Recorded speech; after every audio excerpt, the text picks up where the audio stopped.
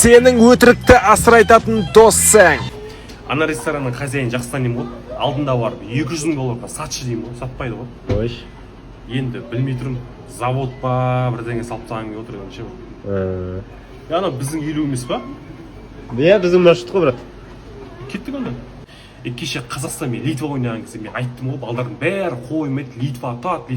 Мен айтам, Қазақстан ұтады дедім ба? Ұтты ғой, действительно. Просто мен көріп кел деген бар да сенбейсіңдер ғой, брат. Сол жерім рас болса, ертең мені қандай күн күтіп отыр ал? Четверг қой, брат. Короче, менің Москвада досым бар ғой, Илюха деген ше. Иә. Сөйтіп кеше маған звондайды ғой. Макс, выйди в балкон дейді, короче. Балконда есігін ашып алып шығып қалсам, вертолетпен тұр ғой, дәл алдында ше, прикинь. Қума ше. Сен жерде үйде тұрмайсың ба? Кеше, короче, кеше үйде болдым. Оның алдың күні. Бильярдта болдық.